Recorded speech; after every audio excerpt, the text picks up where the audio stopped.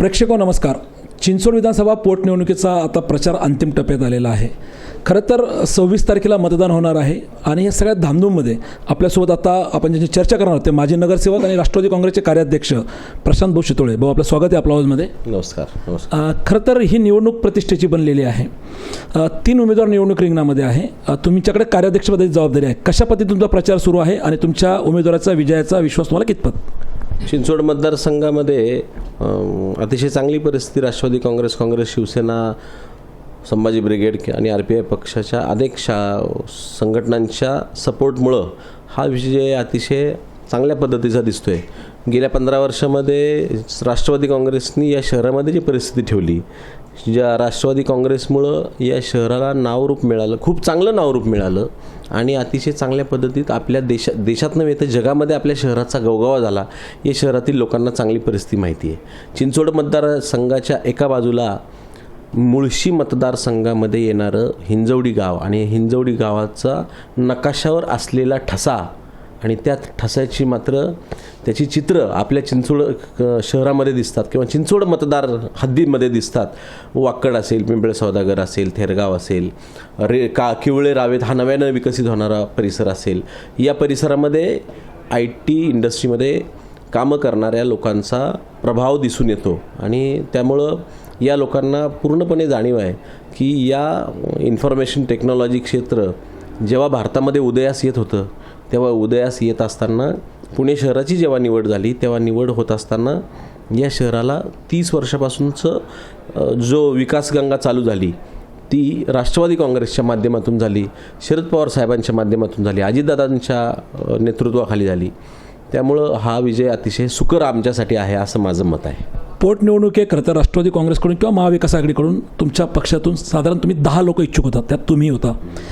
नाना काटे यांना उमेदवारी मिळाली. बाकीच्या तुमच्या समेत 9 लोकांची कशी मनधरणी झाली आणि सगळे एका जीवाने ह्या निवडणुकीत काम करताय का? सगळ्यात महत्त्वाचं मनधरणी करायचा काय विषय नाही.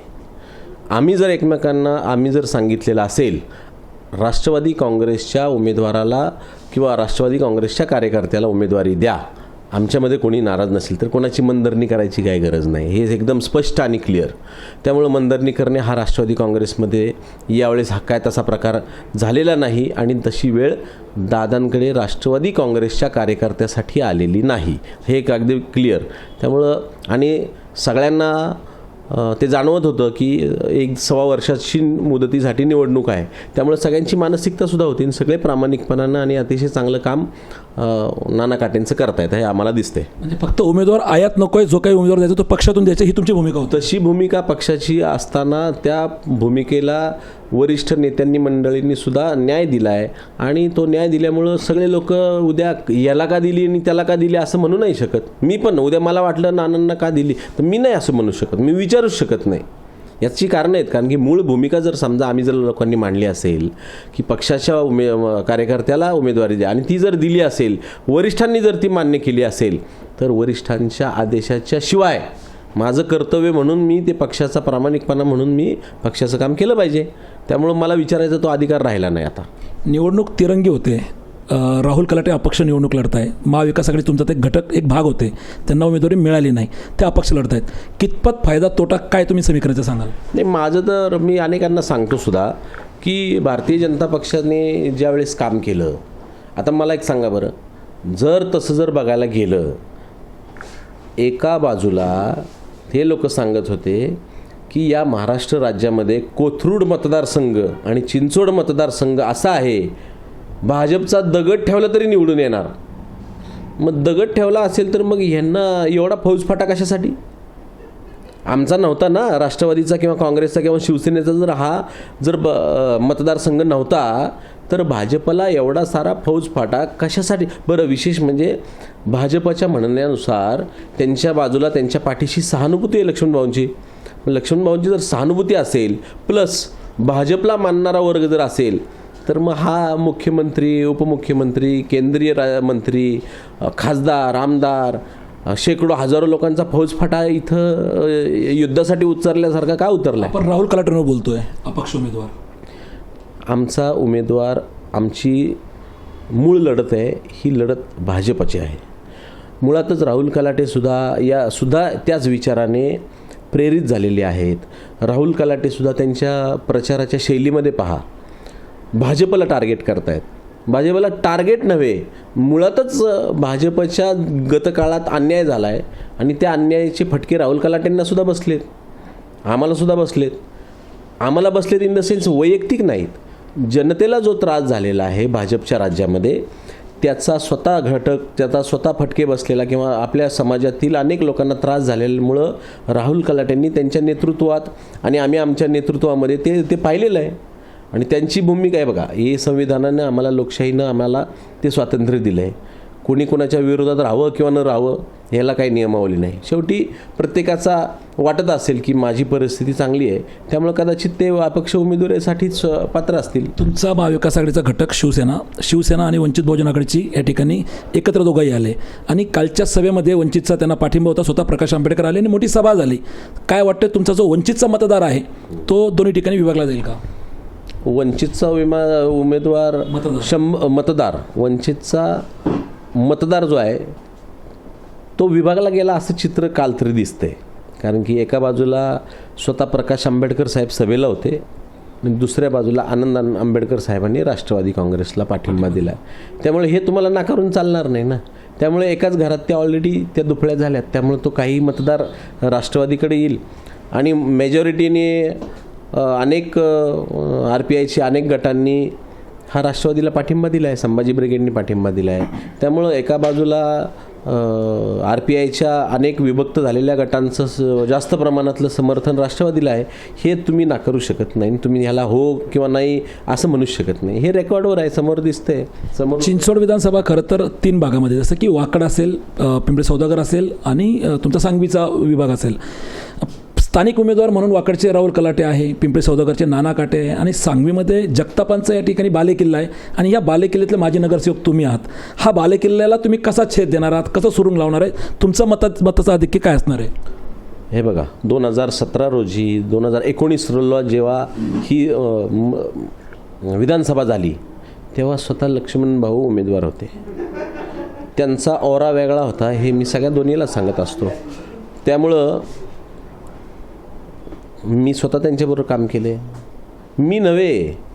मी स्वतः प्रशांत चितोळे असेल, राहुल कलाटे असेल, नवनाथ जगताप असेल, या परिसरामध्ये अनेक नगरसेवकांनी त्यांच्याबरोबर कामं केली, जे आजी माजी नगरसेवक झालेले आहेत. त्यांच्या कामाची शैली वेगळी होती. दुर्दैवानं ते आता नाही राहिलेली. आज रोजी त्यांचा जो 30-40 वर्षाचा जो अनेक लोकांचा विश्वास, अनेक लोकांना त्यांनी ज्या पद्धतीने कामं केली होती ती होती. परंतु ज्या लोकांचं नुकसान झालं तीसुद्धा लोकं त्यांच्याबरोबर होती आणि त्या नुकसान झालेल्या लोकांमुळं मागच्याच 2019च्या टायमाला त्यांचं मताधिक्य घटलेलं तुम्हाला दिसलं आहे. म्हणजे हे मी तुम्हाला लक्ष्मण भाऊंचं उदाहरण देतो आहे, मी तुम्हाला आजच्या उमेदवाराचं उदाहरणच देत नाही. आजचे उमेदवार जे त्यांचे आहेत त्या उमेदवारांनी आजपर्यंत समाजाच्या म्हणजे भाऊंच्या प्रचाराच्या व्यतिरिक्त त्यांनी नक्की जबाबदारी लक्ष्मण भाऊंची सांभाळली आहे, परंतु ती त्यांच्या प्रचाराची धुरा सांभाळली आहे. एखाद्याच्या प्रचाराची धुरा सांभाळणं आणि खुर्ची सांभाळणं याच्यामध्ये फार फरक असतो. जसं अनेक वेळा म्हटलं जातं, कुणीतरी कोणाच्या मागं चाणक्य आहे, कुणीतरी कोणाच्या मागं मास्टर माइंड आहे, कुणीतरी कोणाचा तरी किंग मेकर आहे. हे अशी परिस्थिती वेगळी आणि स्वतः राजा असणं, किंग असणं, चाणक्य यामध्ये फार तफावत आहे. त्यामुळे मला असं वाटतं मैदानात राहून खेळणं वेगळं आणि मैदानात बाजूला बसून काचेच्या आवरणात बसून एकदम उत्तम माहिती असलेला कॉमेंटेटर असणं वेगळं. त्यामुळे अनेक लोक कॉमेंटेटरच्या भूमिकेत आहेत, अनेक लोक मैदानावर आहेत. आम्ही लोक मैदानावर आहोत. गेली 20 वर्ष माझ्यासारखा माणूस मैदानात आहे. त्यामुळे तुम्हाला जे मताधिक्य आहे ते 2 तारखेला दिसेल. तोच मूळ प्रश्न हाच होता की जगतापांच्या ह्या बालेकिल्ल्याला सुरुंग कसं लावणार आहात? मागच्याच वेळी लागलेला आहे आणि तो स्वतः लक्ष्मण भाऊ असताना या परिसरामध्ये त्यांचे 11 नगरसेवक आहेत. त्या 11 नगरसेवकांना ज्यावेळेस त्यांनी बोलून आमच्या एका प्रभागामध्ये त्यांना जे मताधिक्य होतं ते जेव्हा प्रचंड प्रमाणात कमी झालं तेव्हा त्यांना काय सुनावलं हे मला माहिती आहे, मी आता नाही सांगणार. त्या नगरसेवकांना जाऊन विचारा काय ऐकावं लागलं होतं तुमचं जेव्हा मताधिक्य कमी झालं होतं. त्यामुळे जे किती कमी झालेल हे आता तुम्हाला जाहीर सांगणं, आता एक तर हा शेवटचे मोमेंट असतात. हा शेवटचे मोमेंट असताना मी जर सांगितलं की बाबा अमुक 2 मतांनी त्यांचा इथं या ठिकाणी जास्त राहणार आहेत किंवा ते कमी राहणार आहेत किंवा मी कमी राहणार आहे, आम्ही दोघंही एकमेकांच्या बाबतीत अलर्ट होणार. तेव्हा ते सांगणं मला आत्ता उचित नाही. 2 तारखेला आमच्या दोघांच्या बाबतीत किंवा या पर्टिक्युलर माझ्या वॉर्डच्या बाबतीत राष्ट्रवादी काँग्रेस या पक्षाच्या मागं किती मतदान आहे हे तुम्हाला प्रत्यक्ष आकडेवारीत सांगता येईल. आणि उद्याच्या काळात जो उमेदवार होता त्याला आमच्या परिसरात ज्यांनी काम केलं त्या परिसरात जे सत्ताधारी होते त्यांना नावं ठेवून घ्यायची वेळ नक्की येईल. एकीकडं भाजपने ही निवडणूक भावनिकतेवरती नेऊन ठेवलेली आहे, दुसरीकडे तुम्ही सांगतात की पवार साहेबांनी चिंचवड शहराचा चेहरा मोहरा बदलला, विकास केलेला आहे. लक्ष्मण भाऊ आमदार असताना 15 वर्ष त्यांनी विकासच केलेला आहे. मग यावेळेला मतदार विकासाला कल देतील की सहानुभूतीला कल देतील? लक्ष्मण भाऊंनी विकास जेव्हा केला ते कुठल्या पक्षात होते? लक्ष्मण भाऊंनी जेव्हा या शहरामध्ये फार चांगली कामं करण्याचा प्रयत्न केला तेव्हा राज्य शासनाकडनं ते कुणाकडून कामं करून घ्यायचे याचा प्रश्न 2014 पूर्वीच्या विकासाचा 2014 नंतर मी ते सांगू शकणार नाही. 2014पर्यंत जोपर्यंत भाऊ त्यावेळेस आमदार होते, पहिल्या थोडक्यात चिंचवड विधानसभेचा जन्म झाला 2009ला. 9 ते 14 या टर्ममध्ये जेव्हा ते आमदार होते आणि त्याच्या अगोदर विधान परिषदेचे आमदार होते, या 10-12 वर्षाच्या काळामध्ये सगळ्यात जास्त पैसे निधी केंद्राकडून आणि राज्याकडून जेव्हा महानगरपालिकेला आला आणि ज्या निधीसाठी भाऊंनी त्यांची मागणी केली पैसा, ते त्यांना विचारलेलं जास्त योग्य झालं असतं. किंबहुना आता ते आहेत नाहीत, परंतु हे सगळं त्यांच्या भावाला माहिती आहे. कुणी लक्ष्मण भाऊंना सपोर्ट केला सगळ्यात जास्त? शेवटी कुठलाही नेता मोठा होत असताना कुठल्या तरी मोठ्या नेत्याचं छत्र फार गरजेचं असतं. आज ते छत्र आमचं सुदैव आहे, आमच्याबरोबर आहे आणि त्या छत्राचं नाव आहे अजितदादा पवार. भाऊंनी केलेला जो काही विकास आहे, भलाही तो तुमच्या नेत्याच्या माध्यमातून केलेला जरी असला तर भाऊंच्या निधनानंतर ही निवडणूक बिनविरोध व्हायला पाहिजे होती. कारण त्यांनी योगदान जे काही चिंचवड शहरासाठी दिलेलं आहे, संपूर्ण पिंपरी चिंचवडसाठी दिलेलं आहे. एक 35-40 वर्षाचं राजकारण त्यांनी या ठिकाणी करून अनेकांचे प्रश्न मार्ग तुम्ही कसं पाड्या निवडणुकीकडे? भावनिक मुद्द्यांवर 100% निवडणुका किंवा राजकारण होत नाही.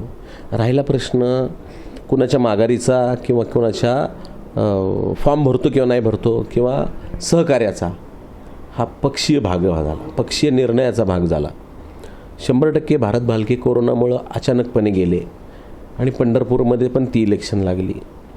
तिथं लागलेले असताना भाजपच्या पण वरच्या नेत्यांनी का विचार केला नाही आणि राष्ट्रवादीच्या पण नेत्यांनी का विचार केला नाही हे त्यांनी उत्तर देणं हे उत्तम आहे, योग्य आहे. माझ्यासारख्या शहर लेवलच्या पातळीवरच्या आणि पक्षामध्ये छोटंसं पद आणि लोकांची जबाबदारी सांभाळणाऱ्या कार्यकर्त्यांनी ते उत्तर देणं योग्य नाही. राहिला प्रश्न आमदारांच्या कामकाजाचा आणि या शहरात त्यांचा असलेल्या वलयाचा. निश्चित त्यांनी 25, 30, 40 वर्ष काम केले. माझ्या दृष्टिकोनातून त्यांनी जर 35 वर्ष काम केले, त्या 35 वर्षातले 27 वर्ष त्यांनी आदरणीय शरदचंद्रजी पवार आणि अजितदादा पवारांच्या विचारांनी काम केलं. हे तुम्ही आणि त्यांचं कुटुंब स्वतः नाही म्हणू शकत नाही, हे मी खात्रीने सांगतोय. कारण की त्यातले 15 वर्ष मी त्यांच्याबरोबर आहे, त्यातले 15 वर्ष मी बरोबर आहे. त्यामुळं त्यांनी पवारांच्या बाबतीत सानिध्यात जास्त राहिलेत एवढंच मला वाटतं. पवारांच्या सानिध्यामध्ये लक्ष्मणराव जगतापांनी या शहराचा फार मोठा कायापालट केला आणि हे शहर त्यालासुद्धा लक्षात ठेवते. भाजपच्या पायाखालची वाळू सरकली म्हणून या ठिकाणी देवेंद्र फडणवीस तळ ठोकून असतील किंवा कालची मुख्यमंत्र्यांची झालेली सभा असेल, हे जर तुम्ही सांगत असलात तरी काल शरदचंद्रजी पवार शहरामध्ये होते, त्यांनी अनेक गाठीभेटी घेतल्या. अजितदादा तळ ठोकून तुमचे नेते मंडळी प्रयत्न करत आहे, ही निवडणूक प्रतिष्ठेची करून ठेवली. निश्चितच प्रतिष्ठेची आहे. ही एका शहरासाठी नाही, ही पूर्ण महानगरपालिकेच्या पुढच्या निवडणुका डोळ्यासमोर ठेवून आणि महाराष्ट्र राज्यामध्ये आत्ता जी काही उलथापालत गेल्या 6-7 महिन्यामध्ये झालेली आहे त्या पार्श्वभूमीवर सगळ्यांना महत्त्वाची आहे. आज मला तसं बघायला सांगा, आपल्या शहरामध्ये राज्याचे मुख्यमंत्री एकनाथजी शिंदेसाहेब यांचं तसं वलय नाही, पण तरी देखील त्यांना त्या शेवटी पदाचा मान असतो. त्यांना मान देणारे खासदार आपल्या शहरात आहेत. त्यामुळं कदाचित त्यांच्या मानापानाखाली त्यांना यावं लागेल. काही गोष्टी त्यांना आता जसं काल शास्तीकाराचा मुद्दा त्यांना स्वतः मुख्यमंत्र्यांना आचारसंहिता असून देखील मुख्यमंत्र्यांना सांगावा लागला. हे कुणाचं अपयश आहे? आता अधिवेशन होऊन 2 महिने झालेत, मग तुम्हाला अधिवेशनात तो जी आर काढायचं कळलं नाही? काही विषयांची जी आर सकाळी जर तुमचं त्याला मान्यता झाली असेल, घोषणा झाली असेल मुख्यमंत्री किंवा उपमुख्यमंत्र्यांकडनं, संध्याकाळी जी आर हातात असतो संध्याकाळी. म्हणजे ही कार्यशैली, ही कार्यपद्धती आम्ही भाजपच्या काळात सुद्धा अनुभवली आहे आणि राष्ट्रवादीच्या पण अनुभवली आहेत. त्या च्या लोकांचं कुठला प्रश्न किती गांभीर्याने घ्यायचा हे राज्यकर्ते ठरवत असतात. जी आर निघू शकत नाही म्हणजे हे भाजपचं गाजर आहे का मतदारांसाठी? नाही, मग समजा जर खरं असेल तर त्यांनी दुसरी गोष्ट, आचारसंहितेच्या काळात तुम्ही कशासाठी तुम्हाला ते बोलणं का सुचलं, हा एक माझा प्रश्न आहे. इथनं मधल्या काळामध्ये बरं असं जर मी तर असं म्हटलं असतं की लक्ष्मण भाऊ जेव्हा गेले त्याच्यानंतर 2-3 दिवसानंतर लगेच तुम्ही तो जी आर काढायचा होता ना.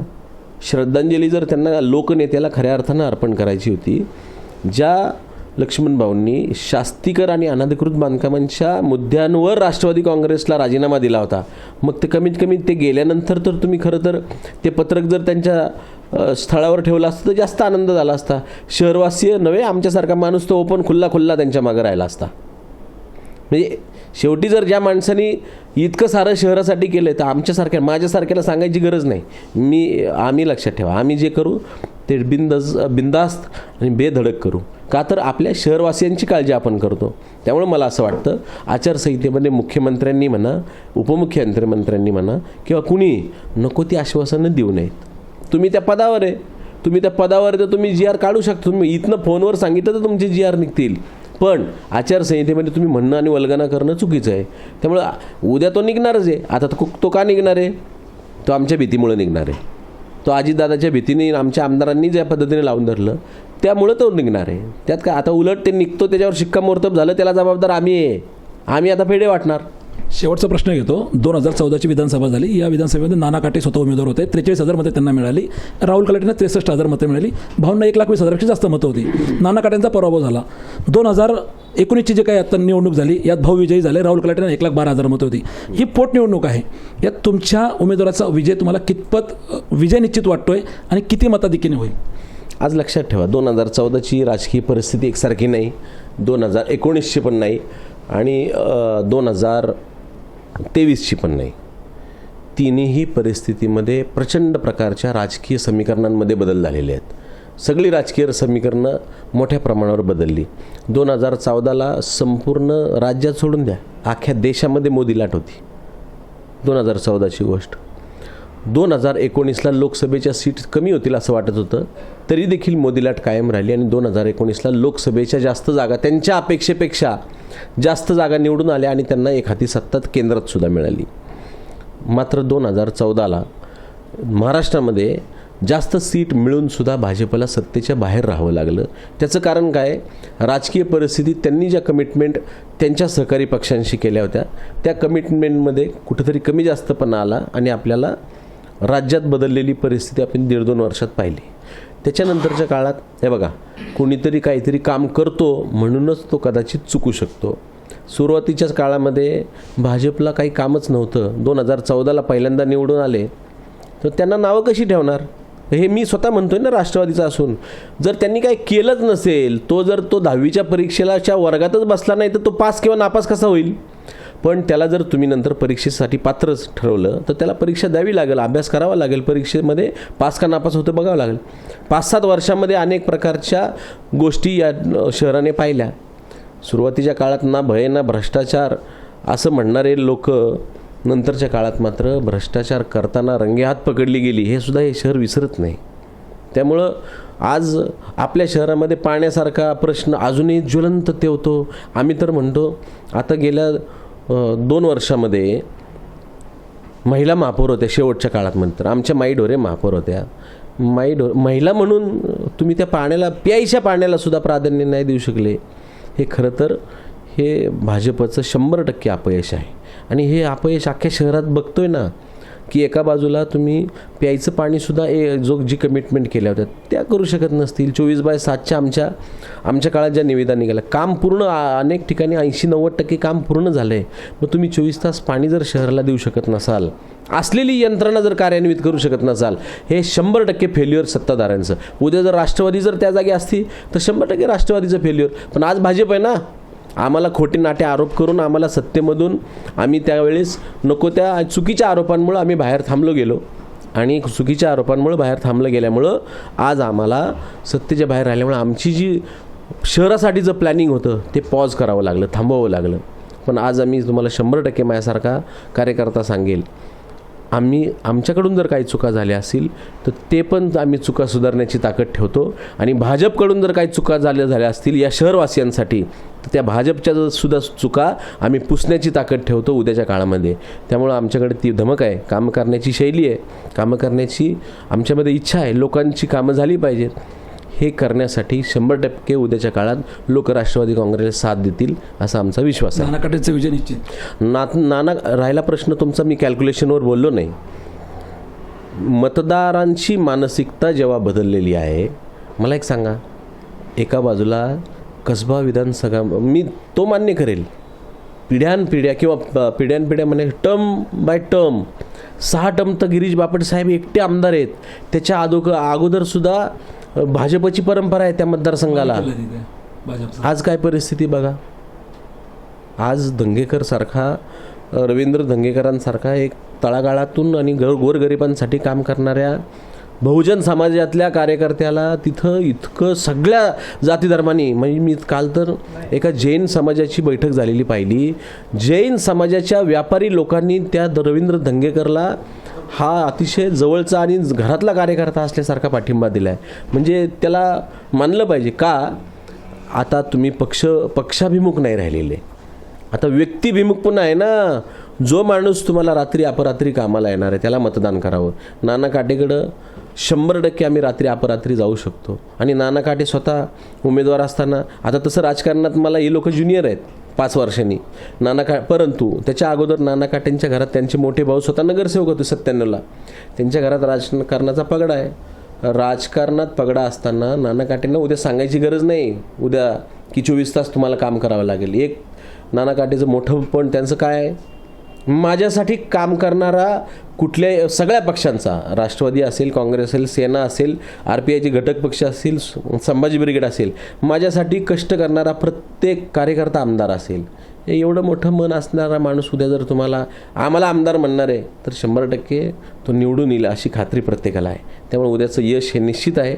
कॅल्क्युलेशन तुम्ही बघा, जशी पॉझिटिव्हिटी आमच्यामध्ये आहे त्याचं पॉझिटिव्हिटीचं कारण एक काय असतं, समोरच्याची निगेटिव्हिटी असते म्हणूनच आमची पॉझिटिव्हिटी असते. त्यामुळं त्यांची निगेटिव्हिटी हे त्यांचं अपयश आहे.